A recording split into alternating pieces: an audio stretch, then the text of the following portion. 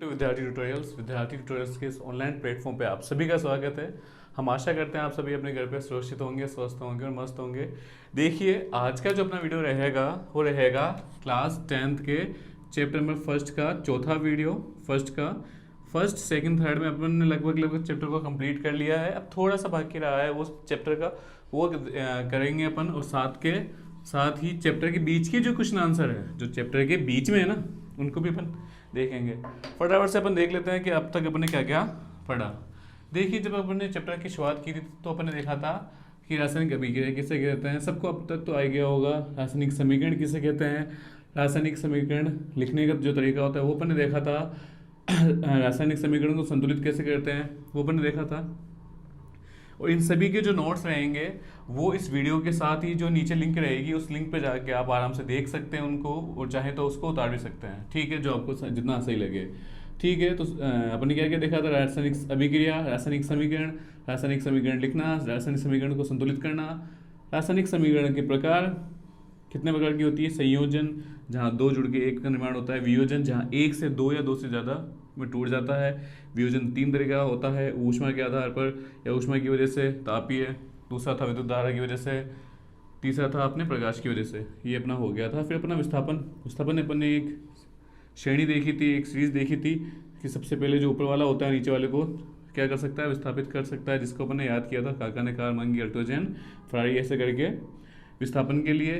विस्थापन में देखा था जहाँ दोनों अभिकारकों के दोनों अभिकारकों के परमाणु या परमाणु के समूह एक दूसरे को क्या कर देते हैं, विस्थापित कर देते हैं। उसे क्या कहते हैं, उस अभिक्रिया को द्विविस्थापन अभिक्रिया कहते हैं। ऊष्माक्षेपी, ऊष्माशोषी के लिए अपन ने क्या देखा था।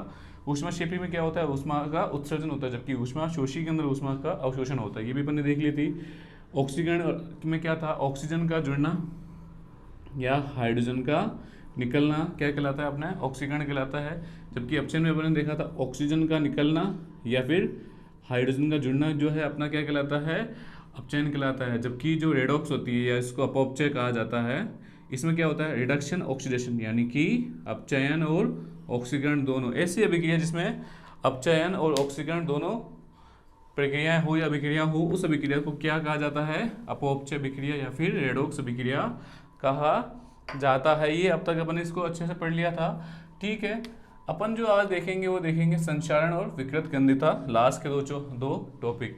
सबसे पहले हम देखते हैं संचारण किसे कहते हैं। देखो, संचारण क्या होता है, तो इसमें याद रखिएगा आपके आसपास या अपने आसपास की हर एक जो धातु होती है ना, जो भी धातु होती है, जब भी वो किस किस के, नमी के संपर्क में या वायु के संपर्क में, या आप बोल सकते हो जल, या फिर आप बोल सकते हो ऑक्सीजन जो इसमें आगे के संपर्क में आती है, तो उनके ऊपर ऑक्साइड, किसकी, ऑक्साइड की एक परत चढ़ जाती है।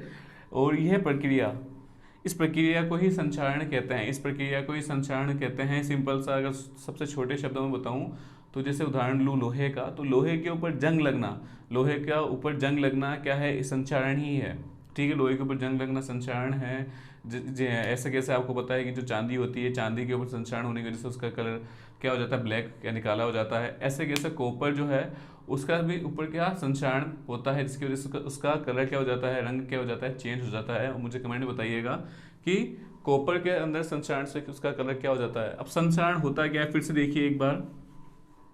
मान लीजिए कि ये धातु है, इधर क्या है, नमी है, हवा है, जो भी है, तो उसकी वजह से इसकी जो ऊपरी परत होती है ना, ऊपर वाली जो सबसे ऊपर वाली परत होती है, उसके ऊपर किसका निर्माण हो जाता है, ऑक्साइड का। किसका, धातु है तो धातु ऑक्साइड।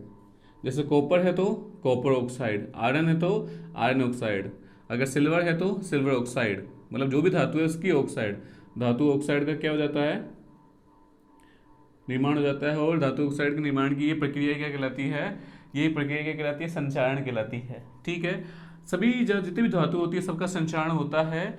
लेकिन जो आप याद रखिएगा, जो लोहा का जो संचारण होता है उसको अपन क्या कहते हैं, लोहे के संचारण का अपन ने अलग से एक नाम दिया हुआ है जिसको अपन बोलते हैं जंग, है ना। कि भाई लोहे पे क्या लग गई, जंग। कॉपर पे अपन ऐसे नहीं बोलते कि कॉपर पे जंग लग गई या सोने पे जंग लग गई, लेकिन लोहे के लिए जो संक्षारण होता है, लोहे को भी पर भी जो संक्षारण होता है उसका पर्टिकुलर अपन ने एक नाम दिया हुआ है कि भाई इस पे तो रस्ट हो गई, इस पे क्या हो गई, संक्षारण हो गई। ठीक है, अब देखिए इससे अपना मैंने आपको ये बताया था कि चैप्टर की शुरुआत में एक टॉपिक था कि मैग्नीशियम रिबन को जलाने से पहले क्यों साफ किया जाता है, एक सवाल था, उसका आंसर मैं यहाँ पे देता हूँ आपको कि देखो मैग्नीशियम जो Mg होती है, मैग्नीशियम, इसकी पतली सी एक मैंने पट्टी ले ली जिसको अपने रिबन बोला, मैग्नीशियम की रिबन बोला मैंने। ये क्या है, हवा के संपर्क में, हवा के संपर्क में होने की वजह से इसके ऊपर किसकी, मैग्नीशियम ऑक्साइड की क्या चढ़ जाती है, परत चढ़ जाती है, किसकी, मैग्नीशियम ऑक्साइड की परत चढ़ जाती है। उसके साथ साथ ये हवा में उपस्थित जितने भी धूल के कण हैं और जो गंदगी है वो भी इसकी सतह पर आके क्या हो जाती है, विराजमान हो जाते हैं, मतलब बैठ जाते हैं। तो अगर अब इस स्थिति में आप इसको जलाओगे तो ये सही से जलती नहीं है, तो धूल के कणों की और जो डस्ट है, धूल के कण तथा ऑक्साइड की परत को हटाया जाता है ताकि जब आप इसको जलाओ तो सही से जल सके, और इसलिए ही अपन इसको साफ करते हैं। तो इसका आंसर क्या है कि मैग्नीशियम रिबन को जलाने से पहले इसलिए साफ किया जाता है ताकि उसके ऊपर से मैग्नीशियम ऑक्साइड की परत को साफ किया जा सके, साथ ही उसके ऊपर उपस्थित धूल के कण और जो धूल की परत है या गंदगी है, अशुद्धियाँ हैं, उसको भी साफ किया जा सके। ठीक है, ये हो गया अपना। इसके बाद जो नेक्स्ट है आपका अगला आता है वो आपके विकृत गंधिता आता है। क्या बेटा, विकृत गंधिता। अगर बात करूँ बेटा मैं विकृत गंधिता की, तो विकृत गंधिता क्या होती है, देखिए जितने भी जो तेली पदार्थ होते हैं जिसमें वसा या तेल उपस्थित होता है जिसको आप हम खाते हैं, वो आपने देखा होगा कि कुछ समय बाद उनमें से क्या होने लग जाती है, उनका रंग, गंध और स्वाद क्या हो जाता है, परिवर्तित हो जाता है। गंध और स्वाद जो है वो क्या हो जाता है, परिवर्तित हो जाता है। और ये परिवर्तन ही क्या कहलाता है, विकृत गंधिता कहलाता है। अब आपके मन में सवाल आ रहा होगा, सर ये परिवर्तन क्यों हुआ? तो ये भी इसका भी सेम ही है कि क्या होता है, वायु में उपस्थित जो ऑक्सीजन है उसके साथ क्या कर लेते हैं, ये वायु में उपस्थित ऑक्सीजन के साथ ये तेलीय पदार्थ क्या कर लेते हैं, अभिक्रिया कर लेते हैं और क्या बना देते हैं, ऑक्साइड का निर्माण कर देते हैं। और ऑक्साइड बनने की प्रक्रिया को ही क्या कहलाता है, इसके अंदर ऑक्साइड बनने की प्रक्रिया को ही विकृत गंधिता कहलाती है। वापस से बताना चाहूँगा मैं कि जितने भी जो तेलीय या वसा युक्त पदार्थ होते हैं वो वायु में उपस्थित ऑक्सीजन के साथ क्रिया करके ऑक्साइड का निर्माण करते हैं, जिससे कि इनके रंग में, गंध में और स्वाद में परिवर्तन आ जाता है। इस प्रक्रिया को विकृत गंधिता कहते हैं। क्या कहते हैं, इस प्रक्रिया को विकृत गंधिता कहते हैं। अब विकृत गंधिता से बचने के लिए क्या किया जाता है, विकृत गंधिता से बचने के लिए जो खाना होता है उसको डब्बा बंद खा जाता है ताकि वो ऑक्सीजन यानी कि जो वातावरण में ऑक्सीजन है उसके साथ अभिक्रिया ना करे, या फिर लंबे टाइम तक चलाने के लिए उनके अंदर से जो ऑक्सीजन है उसको निकाल के नाइट्रोजन गैस भरी जाती है। जिसका अच्छा एग्जांपल आप देख सकते हो, आपके जितने भी जो चिप्स होते हैं, जो वेपर्स जो आप लाते हो, उसके अंदर आपने देखा है भरी हुई रहती है। वो भरी हुई क्यों रहती है, क्योंकि उसके अंदर क्या भरी हुई रहती है, नाइट्रोजन गैस। नाइट्रोजन गैस की वजह से क्या होता है, जहाँ वो 2 दिन में खराब हो जाती है वहाँ पे वो लंबे टाइम तक क्या चल जाती है। ठीक है, क्योंकि अपन को तो ऑक्सीजन से है दिक्कत कि अगर ऑक्सीजन होगी तो वो क्या बन जाएगा, ऑक्साइड बन जाएगी। इसी के साथ ही अपना जो चैप्टर है वो खत्म हो गया। अपन अब देखेंगे इस चैप्टर के बीच में जो जितने भी जो क्वेश्चन आंसर आए हैं उनको अपन देख लेते हैं। ठीक है, अपन शुरुआत करते हैं पहले क्वेश्चन से। पहला क्वेश्चन जो है वो है आपके कि जलाने से पहले मैग्नीशियम रिबन को साफ क्यों किया जाता है, जिसका उत्तर मैंने जस्ट अभी दिया है, इसलिए मैं इसको नहीं दूंगा इसका आंसर। ठीक है, इसके बाद जो है दूसरा जो क्वेश्चन है वो है कि समीकरणों को आपको क्या करना है, संतुलित करना है। समीकरणों को आपको क्या करना है, संतुलित। जहाँ पे आपको लिखा होगा हाइड्रोजन प्लस क्लोरीन एरो, मतलब तीर का निशान, हाइड्रोजन क्लोराइड। यहाँ पे सभी बच्चों को पता होना चाहिए कि हाइड्रोजन के लिए अपन H2 लिखते हैं। ठीक है, क्लोरीन के लिए आपको ये बात पता होनी चाहिए कि क्लोरीन के लिए अपन Cl2 लिखते हैं, और हाइड्रोक्लोराइड का जो फॉर्मूला होता है वो HCl होता है। और HCl कैसे हुआ ये आप 9th क्लास में अच्छे से पढ़ के आए हो। ठीक है, क्लास 10th में इससे रिलेटेड कोई क्वेश्चन नहीं आएगा कि भाई फॉर्मूला कैसे बना। अब इसको अपन को करना है संतुलित। संतुलित करने से पहले अपन देख लेते हैं कि भाई ये असंतुलित है या नहीं। तो अपन देखते हैं यहाँ H 2 है या 1 है, यहाँ Cl कितने हैं, 2 है, यहाँ 1। मतलब अपन को क्या करना पड़ेगा इसको, संतुलित। चलो संतुलित कर देते हैं इसको। संतुलित करने के लिए अपन क्या करेंगे, देखो इधर H2 है तो उधर भी अपन क्या कर देंगे 2, Cl2 है तो इधर कर देंगे अपन 2, और ये हो गया संतुलित। H2 इधर 2, Cl2 इधर भी 2। फिर अपन इसको वापस लिख लेंगे क्या कि H2 प्लस Cl2 तीर का निशान, इसको बोलते हैं गिव्स अस 2HCl। ठीक है। अगर अगला सवाल देखें, अगला सवाल आपके बुक में बहुत लंबा चौड़ा लिखा होगा, जहाँ पे लिखा होगा आपके beryllium chloride plus aluminium sulphate, जो तीर का निशान beryllium sulphate plus aluminium chloride. ठीक है। अब ये वाला फॉर्मूले भी आपको पता होने चाहिए कि बेरिलियम जो क्लोराइड है उसका फॉर्मूला BaCl2 होता है, BaCl2। इसके बाद है एल्यूमिनियम सल्फेट Al2SO4 3। ये सब आप जो क्लास 9 में पढ़ के आए हो अच्छे से, कैसे आपको अच्छे से पता है कि सर इसका जो होता है वो 2 होता है, इसका जो होता है वो 3 होता है, ये इधर जाता है, ये इधर जाता है, तो क्या हो जाएगा Al, उल्टा लिख दिया मैंने, सॉरी, Al का 3 होता है, SO4 का 2 होता है, तो Al2SO4 का यहाँ क्या आ जाएगा 3। इस तरह से फॉर्मूले बने हैं। लेकिन अभी क्लास 10th में ये अपन को ये चीज़ें नहीं देखनी है। क्लास 10th में ओनली फर्स्ट एक और चैप्टर होगा जिसमें आपको ये सब चीज़ें याद करनी होगी, अगर नहीं आती है तो। अगर आती है तो बहुत अच्छी बात है, या फिर आपको क्लास 9th की वीडियोस देखने पड़ेंगे। BaSO4 प्लस क्या है AlCl3। चलो इसको अपन देखते हैं कि भाई ये बैलेंस है अनबैलेंस है क्या है। तो अपन देखो इधर Ba कितना है, इधर 1, इधर कितना है 1, Cl कितने इधर 2, इधर 3। असंतुलित है बेटा, कंकाली इसको बोलते हैं, कंकाली समीकरण। अब देखिए Ba तो थे ही, Cl इधर कितने 2, इधर कितने 3।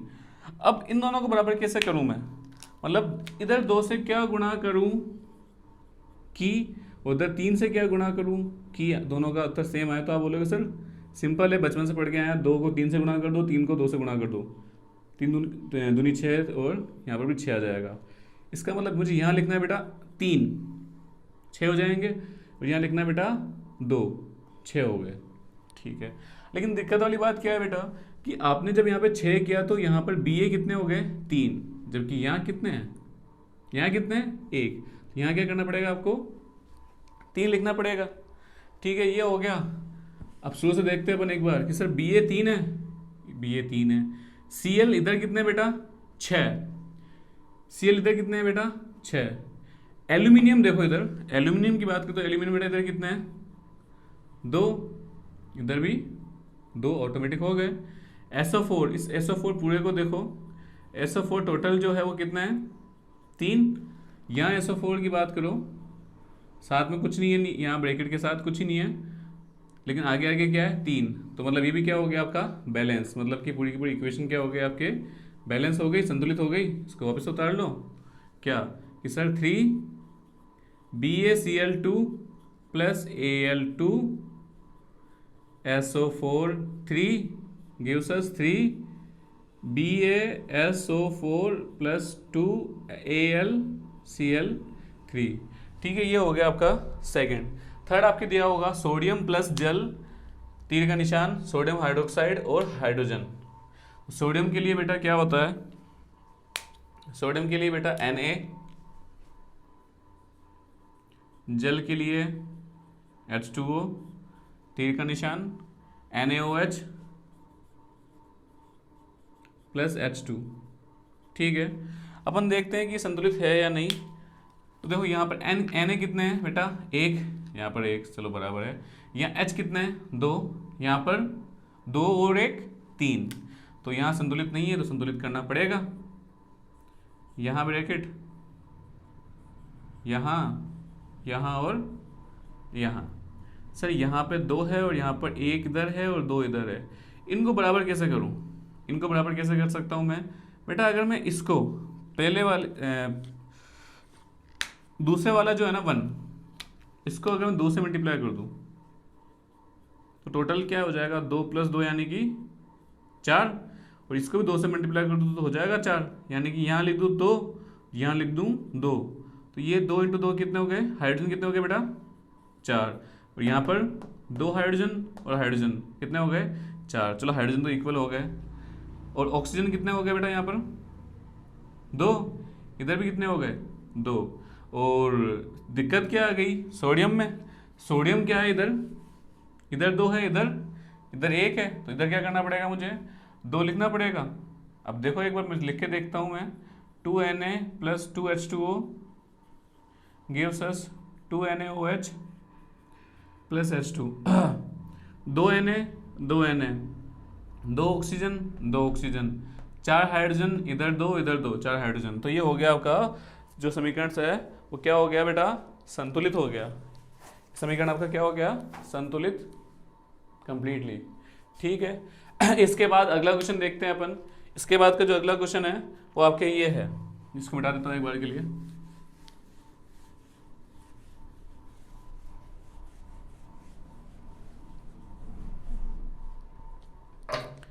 ध्यान से देखिएगा अगला क्वेश्चन क्या है। अगला क्वेश्चन है आपके BaCl2। इसमें आपके लिखा होगा बुक के अंदर कि बेरिलियम क्लोराइड, जो आपके सेकंड वाला क्वेश्चन था वैसे कि वैसे ही है, बेरिलियम क्लोराइड जो है उसकी अभिक्रिया किससे करवाई आपने Na2SO4। Na2SO4 SO4 में लगाने की जरूरत नहीं है अपन को, जो कि Na की +1 होती है, gives us NaCl + BaSO4, NaCl + BaSO4 क्या बैलेंस है BA इक्वल, Cl इधर 2 है इधर 1 है, इक्वल नहीं है तो अपन को क्या करना पड़ेगा इक्वल करना पड़ेगा। बनाए ब्रैकेट, इधर पहला इधर और इधर। अब देखिए अब क्या करेंगे अपन चेक करेंगे क्या करके। सबसे पहले अपन BA चेक करते हैं। देखो बेटा BA इधर कितना है 1, इधर भी 1, चलो इक्वल है। Cl इधर कितना है 2, इधर 1 है, मतलब यहाँ क्या लिखना पड़ेगा अपन को 2। Na कितने बेटा यहाँ पर 2, यहाँ पर इस 2 की वजह से क्या हो गए 2 हो गए। SO4 यहाँ पर 1 है, यहाँ SO4 1 है, इसका मतलब आपको बस यहाँ 2 लिखना था और रामायण खत्म। इसका मतलब आपने क्या कर दिया BaCl2 + Na2SO4 gives us 2 NaCl + BaSO4। ठीक है ये हो गया आपकी संतुलित समीकरण। ठीक है अगला वाला जो है आपके, अगला वाला तो आपका आता होगा। अगले वाला देखिए कितना टफ है। NaOH + HCl, sodium hydroxide, hydrochloric acid, sodium chloride और जल, इसको आपको करना है संतुलित। अब आप संतुलित करने से पहले इसको देख लीजिए कि संतुलित है या नहीं है। तो आप देखिएगा Na 1 है, इधर O 1 है, इधर H 2 है, इधर भी 2 है, Cl और Cl। तो बेटा ये पहले से ही संतुलित है, तो ज़्यादा प्रयास ना करें, पहले से संतुलित है तो क्यों करेंगे इसको संतुलित बेटा। ठीक है ये हो गया आपका सेकंड क्वेश्चन भी, थर्ड क्वेश्चन भी खत्म। इसके बाद के क्वेश्चन मैं कॉपी में लिख के लाया हूँ, आपको अपनी बुक में से देखना है। देखिए क्या है इसका अगला क्वेश्चन। इसका अगला जो सवाल है वो कुछ इस प्रकार से है कि एक विलयन है, किसी पदार्थ का विलयन X है जिसको आप यूज़ करते हो सफ़ेदी के अंदर, सफ़ेद दीवार की सफ़ेदी करने में आप उसको उपयोग करते हो। किसी पदार्थ X का उपयोग दीवार पे सफ़ेदी के लिए किया जाता है। आपको उस पदार्थ का नाम बताना है और उसका सूत्र बताना है। तो ये वाला मैंने बताया था कि सफ़ेदी करने के लिए जब अपन ये देख रहे थे संयोजन और वियोजन देख रहे थे, तब मैं आपको मैंने बताया था कि सफ़ेदी करने के लिए जो काम में लिया जाता है वो कौन सा काम में लिया जाता है, तब चूने का पत्थर या शुष्क चूना काम में लिया जाता है। चूना जिसका जो सूत्र होता है CaO, यानी कि calcium organic oxide, calcium oxide होता है। ये हो गया आपका चूने का पत्थर, या इसको बोल सकते हैं शुष्क चूना। ठीक है फर्स्ट हो गया ये। दूसरा क्या है इसका कि आपको इसकी अभिक्रिया बतानी है जल के साथ। तो जल के साथ इसकी अभिक्रिया बताओगे कुछ इस प्रकार से कि सर CaO जब भी जल के साथ क्रिया करता है तो कैल्शियम हाइड्रोक्साइड का निर्माण करता है, ठीक है, और साथ में बहुत सारी हीट का निर्माण करता है, ऊष्मा का निर्माण करता है, इसलिए ऊष्मा क्षेपीय अभिक्रिया है। लेकिन अभी आप इतना लिख दोगे तो भी काफ़ी है। अगला सवाल देखिएगा, अगला सवाल क्या है कि आपके बुक के अंदर दी हुई एक क्रियाकलाप दिया हुआ है, क्रियाकलाप दिया हुआ है कुछ 1.7 क्रियाकलाप दिया हुआ है।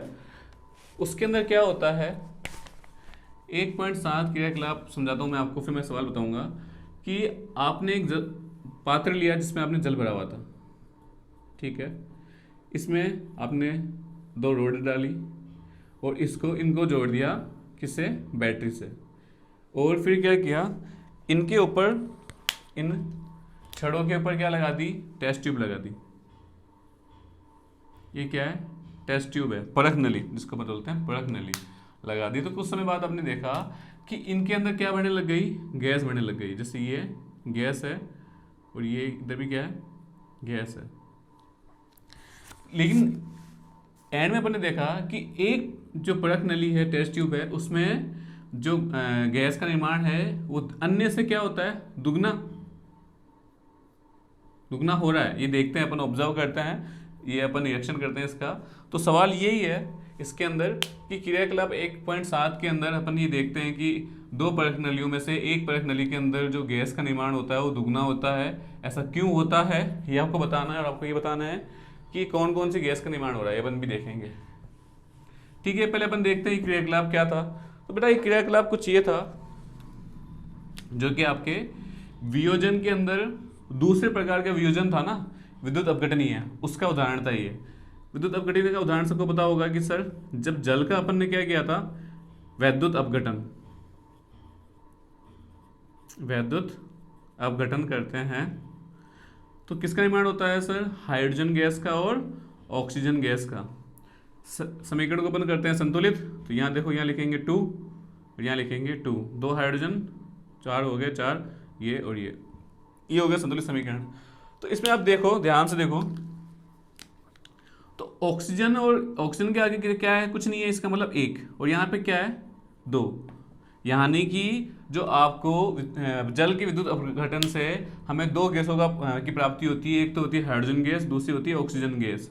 और अगर बात की जाए इन दोनों की मात्राओं की तो हमें हाइड्रोजन गैस की जो मात्रा है वो दुगनी प्राप्त होती है तुलनात्मक रूप से, किससे, ऑक्सीजन से। साफ साफ दिख रहा है सर, यहाँ पे देखो 2 है कि मतलब हाइड्रोजन का इससे क्या है, दुगना। अगर ये 1 मिलेगी तो ये 2, ये 2 मिलेगी तो ये 4, अगर 3 है तो ये 6। और यहाँ ये इसका उत्तर है कि हमें इसलिए ज़्यादा मिलता है, क्यों, क्योंकि जल के विद्युत अपघटन से हाइड्रोजन गैस का निर्माण होता है जो कि जिसकी मात्रा ऑक्सीजन से क्या होती है, दुगनी। और जो गैस है कौन कौन सी है, हाइड्रोजन गैस और ऑक्सीजन गैस, जो इसका उत्तर है, ठीक है। ये हो गया आपका अगला सवाल। इसके बाद जो अगला सवाल है वो है आपके कि कॉपर सल्फेट के विलयन के अंदर जब आप, जैसे मान लो कॉपर सल्फेट का विलयन है, ये वाला भी सवाल आपको करवाया हुआ मेरा, कि जब आप कॉपर सल्फेट का विलयन लेते हो CuSO4 के विलयन के अंदर लोहे की कील डाली जाती है तो क्या होता है। तो अपन अच्छे से जानते हैं कॉपर सल्फेट का जो विलयन होता है वो नीले कलर का होता है, और जब कॉपर सल्फेट के विलयन के अंदर लोहे की कील डाली जाती है, लोहे यानी कि Fe, तो हम ये देखें, पहले तो ये देखते हैं कि भाई Fe जो है ज़्यादा क्रियाशील है या नहीं है। तो काका ने कार मांगी अल्टोजेन फरारी, पापा बोले है कुत्ते, तो फरारी पहले आ चुका है, मतलब Fe ऊपर है Cu से, तो Fe क्या है, ज़्यादा क्रियाशील है, ज़्यादा सक्रिय है। तो क्योंकि इस अभिक्रिया के अंदर Fe ज़्यादा सक्रिय है Cu से, अतः ये Cu को क्या कर देगा, विस्थापित कर देगा, और किसका निर्माण करेगा बेटा, FeSO4 का प्लस Cu। और क्योंकि हम जानते हैं कि CuSO4 का जो रंग होता है तो नीला होता है, और FeSO4 का जो कलर है वो क्या होता है आपके, हरा, अतः विलयन का जो रंग है वो क्या हो जाएगा, नीले से हरा हो जाएगा, तथा जो कील है, कील का जो कलर है वो भी क्या हो जाएगा, परिवर्तित हो जाएगा, क्या किस कलर की हो जाएगी, कॉपर। कॉपर किस कलर का होता है, आपके कॉपर के जो तार होते हैं वो येलोइश मतलब कि किस कलर के होते हैं, भूरे कलर के होते हैं ना, तो आपकी जो लोहे की कील है वो भूरे कलर की हो जाएगी। ये आपका सवाल था, ठीक है। इसके बाद जो अगला सवाल है आपको द्विविस्थापन अभिक्रिया का एक उदाहरण देना है। साथ में आपको एक विशेष बिंदु दिया हुआ है कि आपको अपने बुक के अंदर जो क्रियाकलाप 1.10 दिया हुआ है उसके अंदर जो उदाहरण उपयोग में लिया है वो उपयोग में नहीं लेना। उदाहरण में क्या है आपके, देखो Na2SO4 plus BaCl2 gives us BaSO4 plus NaCl, BaSO4 plus NaCl। मतलब आपको द्विविस्थापन अभिक्रिया का उदाहरण देना है अपने मन से। बस आप ये वाला उदाहरण नहीं दे सकते, क्यों? क्योंकि ये वाला उदाहरण इस बुक वाले ने खुद ने इसको बताते समय यूज में लिया था। जब उसने द्विविस्थापन बताया था ना चैप्टर के अंदर, तब उसने खुद ने ये वाला एग्जांपल दिया था। तो आपको बोल रहा है कि भाई बिना ये वाला उदाहरण यूज में नहीं लेना, आपको अन्य कोई उदाहरण देना है इसके अतिरिक्त। तो बेटा अपन ने जो लिखा था अपन वो लिख सकते हैं कि भाई NaOH की अभिक्रिया HCl से करवाने पर NaCl और HCO का निर्माण होता है। ये भी द्विविस्थापन अभिक्रिया है, NaCl OH, ठीक है। तो ये हो गया ये वाला सवाल। अब एक और लास्ट सवाल बाकी है इस चैप्टर का, उसको भी ध्यान से देख लीजिए। उसमें क्या है, आपको कुछ अभिक्रिया दी है, उसमें आपको बताना है कि किस का तो आपके ऑक्सीकरण हो रहा है और किसका अपचयन हो रहा है। पहले आपके Na plus O2 gives us Na2O, और दूसरा जो है वो क्या है आपके CuO प्लस H2। ये तो कल ही बताया था मैंने, Cu प्लस H2O। तो यहाँ पर भी यही चीज़ हो रही है कि काका ने कार मांगी, अल्टोजन फरारी, पापा बोले हे H, हे कुत्ते। तो H जो है ज़्यादा क्रियाशील है Cu से, इस वजह से इसको हटा पा रहा है, ठीक है। अपन देखते हैं इसमें किसमें क्या हो रहा है, छोड़िए इसको भी कि किसका ऑक्सीकरण हो रहा है, किसका अपचयन हो रहा है। तो देखिए Na देखता हूँ मैं, तो Na के साथ क्या आ गया यहाँ पे, O आ गया। इन दोनों को देखो, बाकी सब भूल जाओ। यहाँ पे Na था, यहाँ NaO, ऑक्सीजन अतिरिक्त आ गया, तो यहाँ क्या होगा इसका ऑक्सीकरण। बिल्कुल यहाँ पे इसका क्या हो गया ऑक्सीकरण। ऑक्सीजन अपन को देखना ही नहीं है, क्यों? चूंकि ऑक्सीजन ही इसमें साथ, इसके साथ भी तो यही भी आएगा ना ये, इसलिए। अगर यहाँ देखें बेटा Cu ऑक्सीजन गायब हो गया, तो इसका क्या हो गया अपचयन। इसके अलावा ये है अभी भी इसमें नहीं आ रहा, ये आगे अलग जा रहा है, जबकि इसमें ये इसमें ही आ रहा था, ठीक है। अब देखो यहाँ पे क्या हो रहा है, ध्यान से देखो यहाँ पर क्या हो रहा है। तो यहाँ पर हाइड्रोजन था, यहाँ पे हाइड्रोजन के साथ क्या है ऑक्सीजन, तो इसका क्या हो रहा है ऑक्सीकरण, ठीक है। इसका हो रहा है अपचयन और इसका हो रहा है ऑक्सीकरण, ठीक है। इस चैप्टर के अंदर अपन ने क्या क्या देखा, ये चैप्टर आपके वैसे तो खत्म हो चुका है पूरा का पूरा, फिर भी रिवाइज कर देता हूँ मैं। वर्ड्स का नाम लूंगा। रासायनिक अभिक्रिया किसे कहते हैं, अच्छे से आता होगा। रासायनिक समीकरण किसे कहते हैं, अपन ने अच्छे से पढ़ा। रासायनिक समीकरण को लिखने का क्या तरीका होता है, ये भी अपन ने अच्छे से देखा। संतुलित रासायनिक समीकरण कैसे करते हैं अपन ने देखा, और आज भी अपन ने किए। रासायनिक समीकरण के प्रकार, चाहे संयोजन हो जहाँ पे दो या दो से ज़्यादा अभिकारक मिलते हैं और एक का निर्माण करते हैं, ये अपन ने देखा। वियोजन में एक टूटता है दो या दो से ज़्यादा में, जिसमें अपन ने 3 प्रकार देखा, तापीय, विद्युत अपघटनीय और प्रकाश अपघटनीय। द्विविस्थापन में अपन ने देखा क्या होता है, विस्थापन अपन ने देखा, ऊष्माक्षेपी ऊष्माशोषी अपन ने देखा, ऑक्सीकरण, अपचयन और रेडॉक्स अभिक्रिया अपन ने देखी। अपन ने आज देखा संचारण किसे कहते हैं, विकृत गंधिता किसे कहते हैं, और प्रश्न उत्तर को अपने हल किया। इसके साथ ही अपना फर्स्ट चैप्टर जो है वो पूरा कंप्लीट हो गया है। अगर किसी को कोई भी डाउट हो तो कमेंट में पूछ सकता है हमें, और इसके जो नोट्स हैं उनके लिए जो लिंक है वो आपको इसके डिस्क्रिप्शन में मिल जाएगी, ओके। अगर आपको वीडियो अच्छा लगा तो वीडियो को लाइक करें, शेयर करें, सब्सक्राइब करें मेरे चैनल को। धन्यवाद दोस्तों।